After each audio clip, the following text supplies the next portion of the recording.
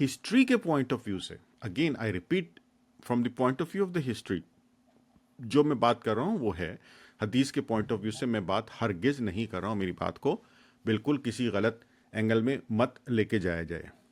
تو ہسٹری کے point of view سے مسلمانوں نے اس خطے پہ آلموسٹ 1000 سال اور 600 سال کنٹینیوس حکومت کی ہے، جس میں مختلف قسم کے خاندان تھے اور ان کی مختلف جو ہے آپ یہ کہہ سکتے ہیں آئیڈیالوجیز تھیں، طریقہ کار تھا حکومت کرنے کا.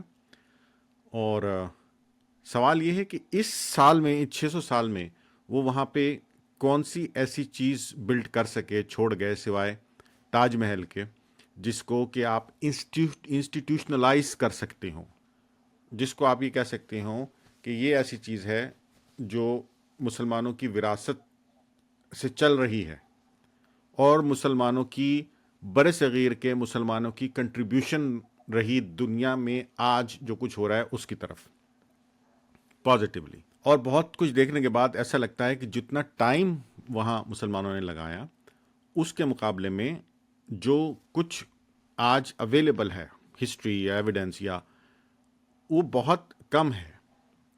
سسٹم بلڈ کرنے میں، سسٹم کو آگے لے کے جانے میں، یا سسٹمز کو جو ہے ان دیٹ سینس آپ یہ سمجھ لیجئے کہ عوام الناس کے ایک بڑے مفاد کے لیے کرنے میں جتنی ایفرٹ ہم کر سکتے تھے، جس سے لوگوں کو اسلام کی طرف راغب کرنے میں، ان کو دعوت دینے میں مدد ملتی، وہ ایفرٹس نہیں ہوئیں، ایبسلیوٹلی نہیں ہوئیں.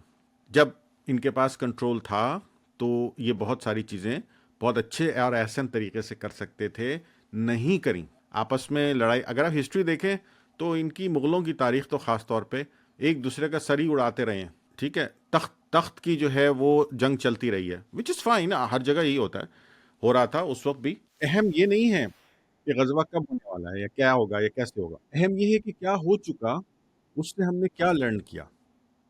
کیا ہوگا کہاں سے پتہ چلتا ہے؟ کیا ہو چکا ہے سے آپ ڈیٹا سے نکالتے ہیں نا کہ کیا ہوگا.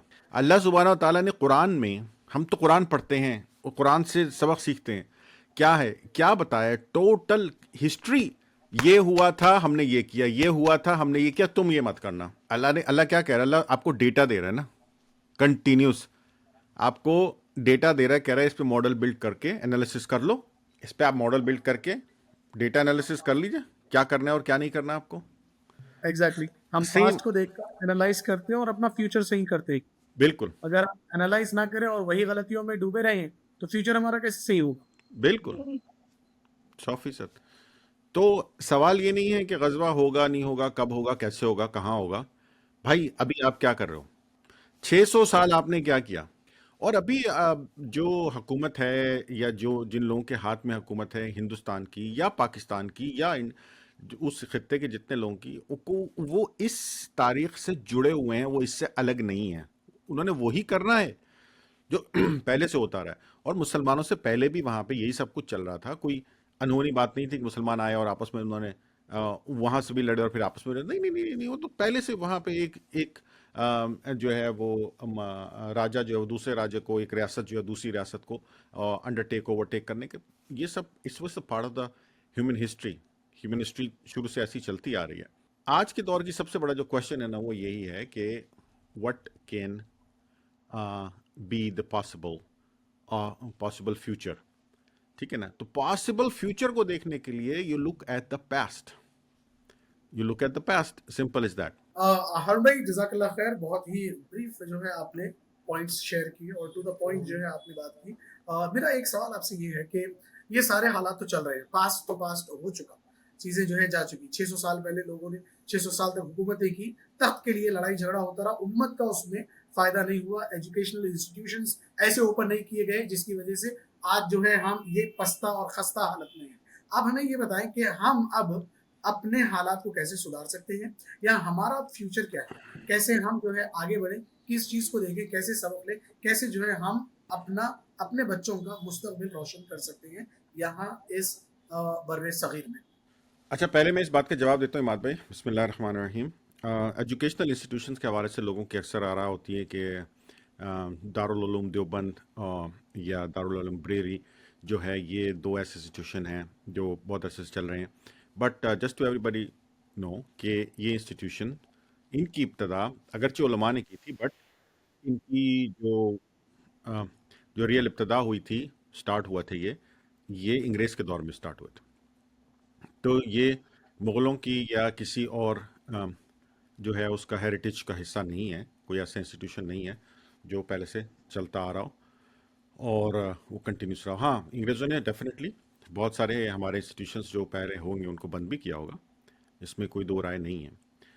لیکن آپ کو ایک بات سمجھنے کی ضرورت ہے اماد بھائی، اور وہ یہ کہ اسلامی تاریخ میں، بر صغیر میں، سچ ایز کسی بڑے انسٹیٹیوشن کی کوئی تاریخ ملتی ہی نہیں ہے.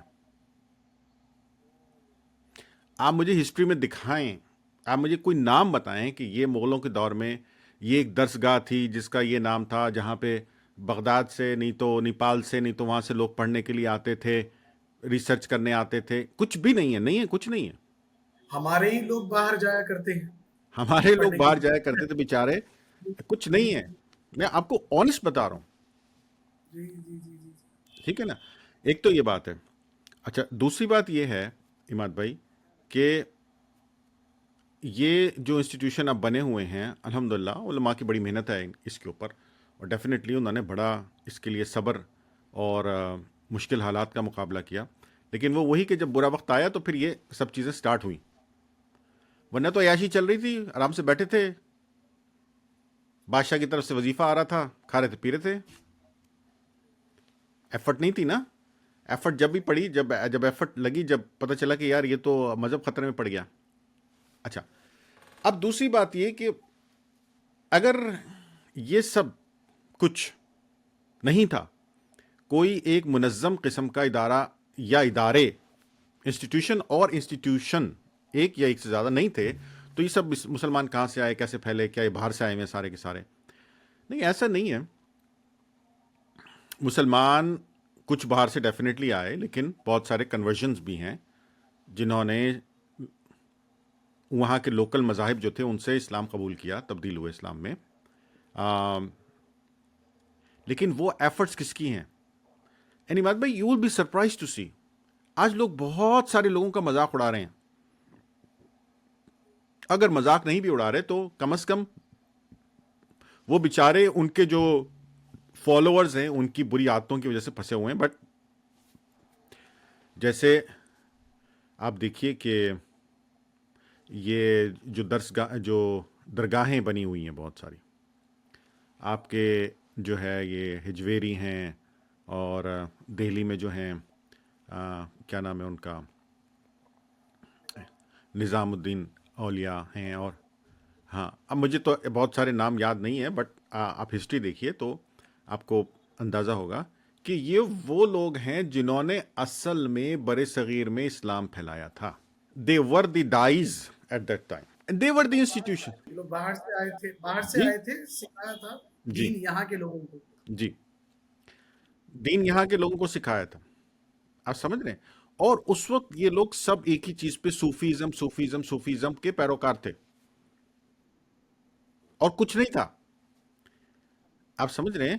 اس وقت ہمارے پاس کوئی ایسا سچ ایس نظام نہیں تھا جس سے ہمارے پاس جو ہے اپنے یہ درس نظامی کے کورس کر کے لوگ نکل رہے ہوں.